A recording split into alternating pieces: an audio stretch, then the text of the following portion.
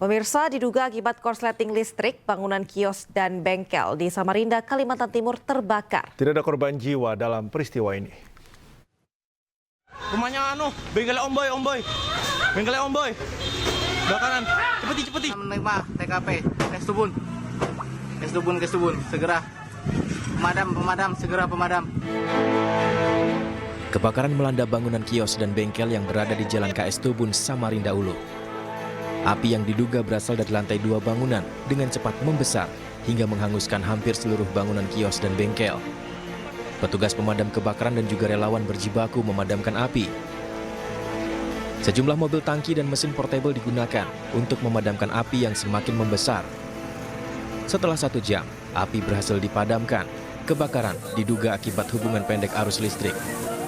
Terbakar 1 buah bengkel dan 8 kamar mes. Awal api seperti apa, Bawon? Awal api dapat dengar informasi daripada pemilik yang di kamar atas. Tidak ada korban jiwa dalam peristiwa ini, sementara polisi masih menyelidiki terkait penyebab kebakaran. Dari Samarinda, Kalimantan Timur, Ardi Wirya, iNews melaporkan. Diduga karena korsleting listrik, 3 rumah warga di Jember, Jawa Timur terbakar. Warga sempat panik lantaran api dengan cepat membakar rumah yang bersebelahan. 3 rumah warga di Jalan Nanas, Jember, Jawa Timur terbakar. Api diduga berasal dari korsleting listrik di salah satu rumah warga. Kebakaran padam 1 jam setelah 2 unit mobil pemadam kebakaran dikerahkan ke lokasi. Tak ada korban jiwa dalam kejadian ini, namun kerugian ditaksir mencapai jutaan rupiah. 1 unit. Ya, kebakaran di Jalan Nanas di rumah Bapak. Pemirsa, ratusan pengungsi etnis Rohingya kembali terombang-ambing di perairan Laut Labuhan Haji, Kabupaten Aceh Selatan, Aceh. Mereka tidak diperbolehkan untuk turun ke darat oleh warga setempat.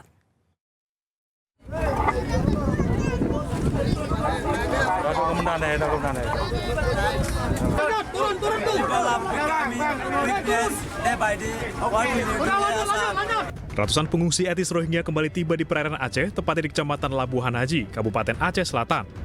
Mereka mulai terlihat oleh para nelayan setempat sejak Jumat siang, terombang-ambing di laut. Kapal yang mereka tumpangi diduga mengalami kerusakan mesin. Imigran etnis Rohingya yang diperkirakan berjumlah 150 orang, terdiri dari anak-anak, wanita, dan pria dewasa. Mereka ditemukan sekitar 5 mil dari pelabuhan Teluk Labuhan Haji. Kedatangan mereka pun ditolak warga setempat. Terkait masuknya warga Rohingya, selagi tidak memenuhi persyaratan yang akurat dan tidak sesuai dengan undang-undang yang berlaku di Republik Indonesia, mereka jelas-jelas menolak. Karena mereka, pada masyarakat di sini, nanti tidak ada yang bertanggung jawab dalam hal untuk memfasilitasi dan mengkondisikan warga tersebut, sehingga masyarakat Labuan Haji merasa diresahkan. Ada 4 orang penumpang yang meninggal dunia dan sebagian lainnya sakit berat. Sebelumnya, masyarakat juga sudah memberikan bantuan sembako ke dalam perahu mereka. Dari Aceh Selatan, Aceh, Ihdar Ivan, iNews melaporkan. Pemirsa, aksi pencurian nasabah bank di Brebes, Jawa Tengah terekam kamera CCTV. Uang tunai senilai 150 juta rupiah raib dibawa 4 pelaku.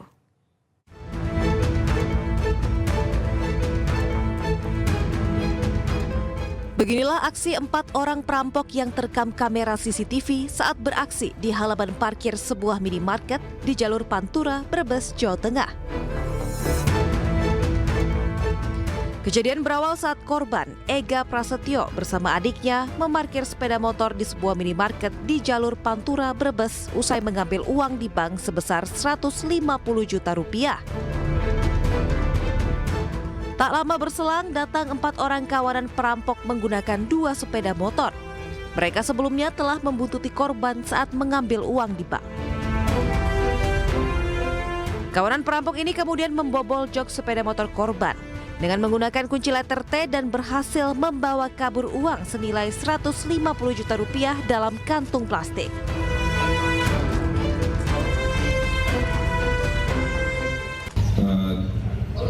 membuka job, kemudian mendapati bahwa uang sebesar 150 juta hilang.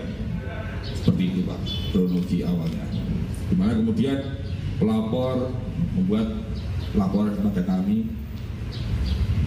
Dari situ kemudian kita tindak lanjuti dengan melakukan serangkaian penyelidikan dan penyidikan, di mana kemudian kita berhasil mengamankan terduga pelaku atas nama Trio Nugroho. Dari keterangan pelaku, kawanan pencuri ini sudah beraksi sebanyak 3 kali dengan menyasar nasabah bank. Polisi kini tengah memburu 3 pelaku lainnya yang masih buron. Dari Brebes, Jawa Tengah, Unibar iNews melaporkan. Kepolisian menggagalkan pasangan suami istri yang kedapatan membawa 25 kg sabu di Tanjung Balai. Rencananya sabu akan diberikan ke kurir lainnya.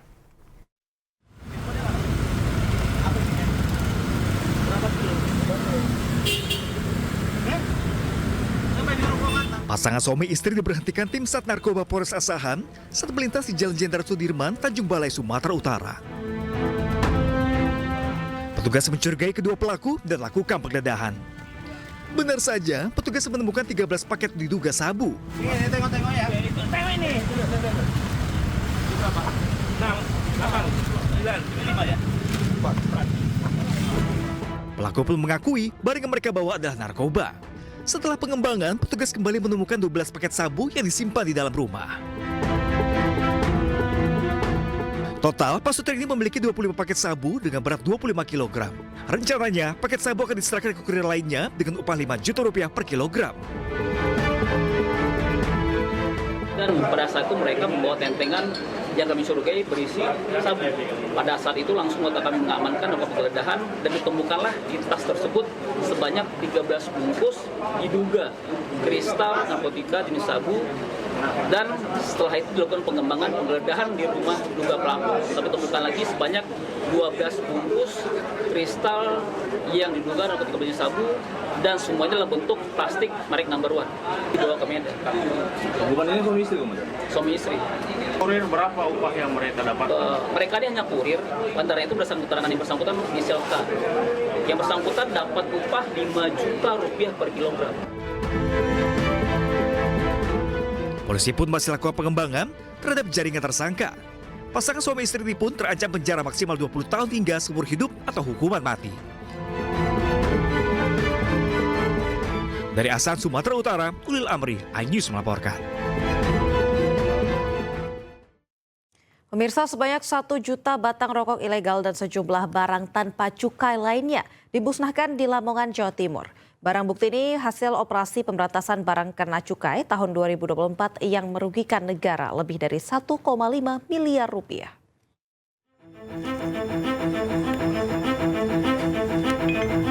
Pemerintah Kabupaten Lamongan bersama Kejaksaan Negeri, Polres Satpol PP, dan Kantor Pengawasan dan Pelayanan Bea dan Cukai TMPB Gresik memusnahkan 1 juta batang rokok ilegal di halaman Lamongan Sport Center pada Senin siang.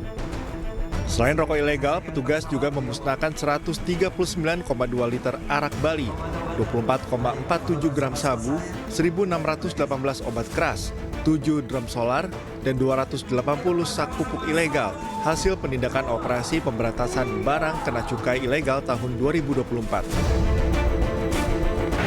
Untuk terus mensosialisasikan dan penegakan hukum terhadap rokok ilegal ini. Kami terus tidak hanya berhenti pada pembakaran saja, tapi kita juga terus melakukan sosialisasi dan operasi dirinya sehingga penegakan hukum.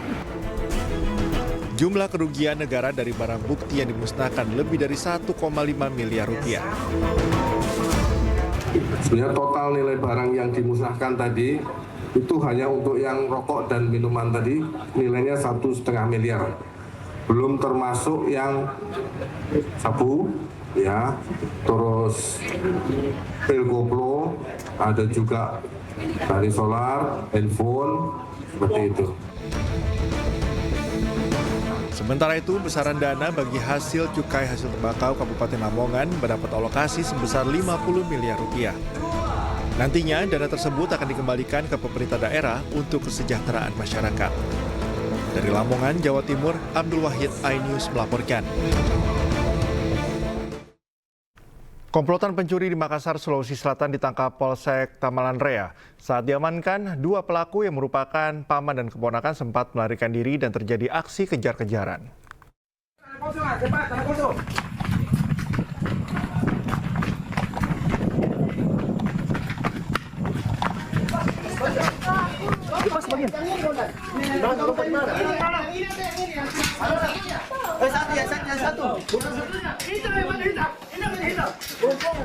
Sejumlah anggota kepolisian dari Polsek Tamalan Rea, Makassar, Sulawesi Selatan terlibat aksi kejar-kejaran terhadap pelaku curanmor. Polisi mengejar 2 orang pelaku curanmor yang masih memiliki hubungan keluarga, yaitu paman dan keponakan. Sang paman atas nama Aco berperan sebagai pengintai, sementara keponakan atas nama Agus bertugas sebagai eksekutor. Saat pengembangan kasus, salah satu pelaku ditembak kakinya karena hendak melarikan diri. Kini kedua pelaku sudah diamankan dan petugas tengah mendalami kasus ini. Tentunya karena ini adalah pencurian pemberatan, kami terapkan atau kami sangkakan terhadap pelaku ini atau tersangka ini pasal 363 ayat 1 KUH pidana. Untuk ancaman berapa lama?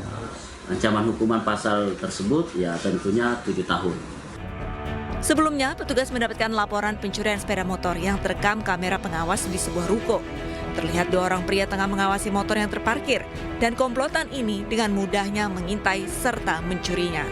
Polisi pun mengimbau warga memasang CCTV di tempat usaha ataupun tempat tinggal mereka agar bisa memantau dan mencegah aksi kriminalitas. Dari Makassar, Sulawesi Selatan, Muhammad Nurbone, iNews melaporkan. Pemirsa, petugas kepolisian meringkus seorang pelaku penipuan dengan modus sewa kamar kos murah di Bandar Lampung. Akibatnya puluhan mahasiswi menderita kerugian hingga ratusan juta rupiah. APD tak berkutik saat tim Reskrim Polsek Sukarame menjemput paksa dirinya di sebuah rumah kontrakan di kawasan Sukamaju, Bandar Lampung, Jumat malam. Pria 43 tahun ini ditangkap usai menipu 75 orang mahasiswi dengan modus menawarkan sewa kamar kos murah yang bukan miliknya di sekitar kawasan kampus UIN Radin Intan Lampung dan Institut Teknologi Sumatera.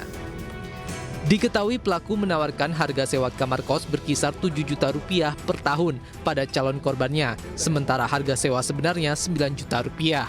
Namun setelah bayar sewa 1 tahun, uang para korban hanya dibayarkan kepada pemilik kos untuk sewa 2 bulan. Hal ini terungkap saat para korban kembali ke kos setelah pulang kampung dan mendapati kamar yang mereka sewa telah dihuni orang lain. Kita tergiurnya karena murahnya. Iya, murah, terus free galon, free laundry itu Pak, makanya kita tergiur sama itunya. Jadi total korbannya 75 orang. Masing-masing itu merugi berapa deh? Ada yang 7 juta, ada yang 9,5, ada yang 8,5, ada yang 6,5, beda-beda Pak ada itu. Akibat ulah pelaku, para korban mengalami kerugian sekitar 500 juta rupiah. Sementara itu, uang hasil penipuan telah habis digunakan pelaku untuk memenuhi kebutuhan hidup sehari-hari dan berfoya-foya. Kalau dari pengecekan kami, hasil dari keterangan dari tersangka dan korban yang sudah melapor ke sini, sekitar 75 orang itu, sekitar 500 juta lebih. Uang itu dihabiskan sama pelaku? Uang itu dihabiskan. Kami tanyakan tidak ada bekasnya dihabiskan untuk kehidupan sehari-hari, foya-foya dan bersama keluarganya. Selain menangkap tersangka, polisi juga menyita sejumlah barang bukti berupa handphone, bukti transfer, serta kwitansi serah terima. Dari Bandar Lampung, Andreas Avandi, iNews melaporkan.